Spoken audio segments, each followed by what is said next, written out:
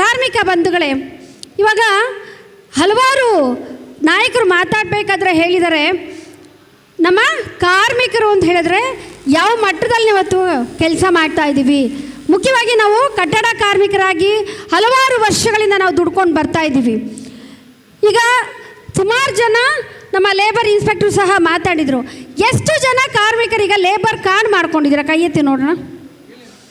ಎಷ್ಟು ಜನದ ಹತ್ರ ಕಾರ್ಮಿಕ ಕಾರ್ಡ್ಗಳಿದೆ? ಇನ್ನೂ ಹಲವಾರು ಜನ ಮಾಡ್ಕೊಂಡಿಲ್ಲ, ಹೌದಲ್ಲ?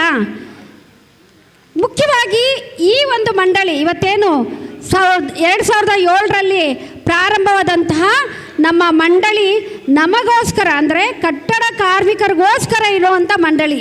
ಇವತ್ತು ಹಣ ಇದೆ, ಈಗಾಗಲೇ 12,000 ಕೋಟಿಗಿನೂ ಹೆಚ್ಚು ಹಣ ಇದೆ. ಈ ಹಣ ಎಲ್ಲ ಯಾರ್ದು? ಯಾರು ಕೊಟ್ಟಿರೋದು? ಇವತ್ತು ಮಂಡಳಿನಲ್ಲಿ ಅಷ್ಟು ಹಣ ಇದೆ. ಯಾರ ಹಣ ಅದು? ಸ್ಟೇಜ್ ಮೇಲಿರೋರೆಲ್ಲ ಮಾತಾಡಬಾರ್ದು, ನಮ್ಮ ಮುಂದೆ ಕೂತಿರೋಂಥ ಕಾರ್ಮಿಕ ಬಂಧುಗಳು ಮಾತಾಡಬೇಕು. ಯಾರ್ದು ಹಣ ಅದು? ಕೇಳಿಸ್ತಾ ಇಲ್ಲ. ಕಾರ್ಮಿಕರದು. ಯಾವ ಕಾರ್ಮಿಕರದು? ನಮ್ದಾ ಇಲ್ಲ ನಿಮ್ದಾ? ಯಾರ್ದು? ಯಾರೋ ಒಬ್ರೊಬ್ರಲ್ಲಿ ನಮ್ಮದು ನಮ್ಮದು ಅಂತಿರ್ತಾರೆ. ಹೆಂಗೆ ಕೊಟ್ರಿ ನೀವು? ಹಣ ಕೊಟ್ಟಿದ್ರಾ ಮಂಡಳಿಗೆ? 12,000 ಕೋಟಿ. ಇನ್ನೂ ಅದು ಸರಿಯಾದಂಥ ಲೆಕ್ಕ ಸಿಗ್ತಾ ಇಲ್ಲ. ನಿಜ ನೀವು ಹೇಳ್ತಾ ಇರೋದು, ಅಷ್ಟು ಹಣನೂ ನಮ್ಮ ಹಣ, ಅಂದರೆ ಕಾರ್ಮಿಕರ ಹಣ. ಯಾವುದೇ ರೀತಿ ನಿಮ್ಮ ಸಿದ್ದರಾಮಯ್ಯ ಕೊಟ್ಟಿಲ್ಲ. ಈಗ ನಿನ್ನೆ ಹೊಸ ಮುಖ್ಯಮಂತ್ರಿ ಬರ್ತಾ ಇದ್ದಾರೆ, DK ಶಿವಕುಮಾರ್ ಅವರು ಕೊಟ್ಟಿಲ್ಲ. ಕೇಂದ್ರದಲ್ಲಿರುವಂಥ ಮೋದಿನೂ ನಮಗೆ ಯಾರೂ ಹಣ ಕೊಟ್ಟಿಲ್ಲ. ಇದನ್ನು ಮುಖ್ಯವಾಗಿ ನಾವು ಫಸ್ಟ್ ಆಫ್ ಆಲ್ ಅರ್ಥ ಮಾಡ್ಕೊಳ್ಬೇಕಾಗಿದೆ. ಈ ಹಣ ನಮ್ಮ ಹಣ, ನಮ್ಮ ದುಡಿತದಿಂದ ಬಂದಿರೋ ಅಂಥ ಹಣ. ಇವತ್ತು ಮಂಡಳಿ ನಡೀತಾ ಇರೋದು ಯಾರಿಂದ? ನಿಮ್ಮೆಲ್ಲರಿಂದ ನಡೀತಾ ಇದೆ, ನಮ್ಮ ಕಟ್ಟಡ ಕಾರ್ಮಿಕರಿಂದ ನಡೀತಾ ಇದೆ ಹಣ. ಇವತ್ತು ಅದನ್ನು ಬೇರೆ ಬೇರೆ ರೀತಿಯಲ್ಲಿ ಇವತ್ತು ಮಂಡಳಿ ಆಗಿರ್ಬೋದು, ಸರ್ಕಾರ ಆಗಿರ್ಬೋದು, ಅದನ್ನು ಯೂಸ್ ಮಾಡ್ಕೊಳ್ತಾ ಇದೆ. ಇದನ್ನು ನಾವು ತಪ್ಪಿಸಬೇಕಾಗಿದೆ. ಹೇಗಪ್ಪ ನಮ್ಮ ಹಣ ಅಂತ ಹೇಳ್ತೀರಾ? ಈ ಹಣ ಅಂದರೆ ನೀವೆಲ್ಲ ಬಿಲ್ಡಿಂಗ್ ಕಟ್ತೀರಲ್ವಾ, ಎಲ್ಲ ಗೌಂಡಿ ಕೆಲಸ ಮಾಡ್ತೀರಲ್ಲ, ನೀವು ಕೆಲಸ ಮಾಡೋ ಹಣದಲ್ಲಿ ಇವತ್ತು ಸೆಸ್ ಅಂತೇಳಿ ಒಂದು ಕಲೆಕ್ಟ್ ಮಾಡ್ತಾರೆ. ಅಂದರೆ ನಾನೀಗ ಒಂದು ಬಿಲ್ಡಿಂಗ್ ಕಟ್ಟಬೇಕಾದ್ರೆ ಏನು ಮಾಡಬೇಕು? ಫಸ್ಟು ಏನು ಮಾಡಬೇಕು? ಬಿಲ್ಡಿಂಗ್ ಆಗಿ ಹೋಗಿದ ತಕ್ಷಣ ಕಟ್ಬಿಡ್ತೀರಾ? ಏನು ಮಾಡಬೇಕು? ಮಾತಾಡಬೇಕು. ಎಲ್ಲ ಕಾರ್ಮಿಕರಿಗೆ ಹೊಟ್ಟೆ ಹಸಿತಾ ಇದೆಯಾ? ಅರ್ಧ ಜನ ಊಟ ಮಾಡಿದ್ದೀರಿ, ಇನ್ನು ಅರ್ಧ ಜನ ಊಟ ಮಾಡಿಲ್ಲ. ಏನು ಮಾಡಬೇಕು ನಾವು? ಪ್ಲ್ಯಾನ್ ಮಾಡಬೇಕು, ಹೌದಲ್ಲ? ಪ್ಲ್ಯಾನ್ ಮಾಡದೆ ಮನೆ ಕಟ್ತೀರಾ? ಪ್ಲ್ಯಾನ್ ಮಾಡ್ತೀರಾ ಇಲ್ವಾ?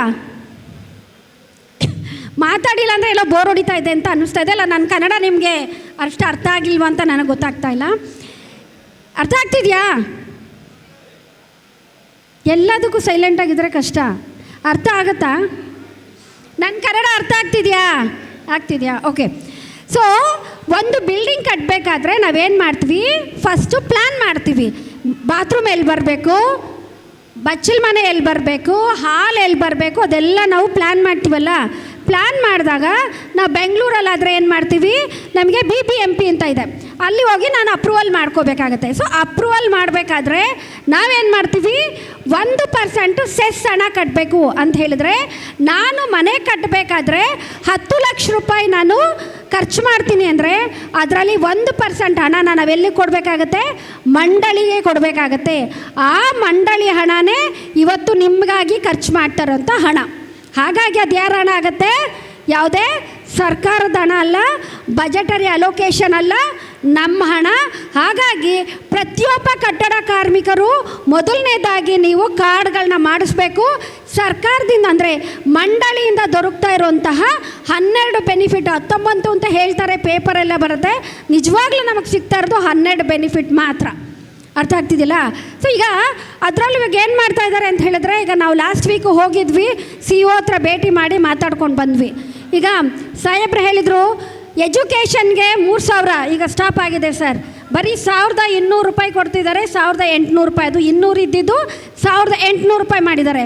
ನಾವು ಹೇಳ್ತಾ ಇದ್ದೀವಿ ಮಕ್ಕಳು ವಿದ್ಯಾವಂತರಾದರೆ ನಮ್ಮ ಬಡತನ ಕಡಿಮೆ ಆಗುತ್ತೆ. ಸಾಹೇಬ್ರು ಹೇಳಬೇಕಾದ್ರೆ ಗುರುಗಳು ಹೇಳಿದ್ರು, ನಮಗೆ ಕಷ್ಟದಲ್ಲಿ ನಾವು ಜೀವನ ಮಾಡ್ತಾ ಇದ್ದೀವಿ.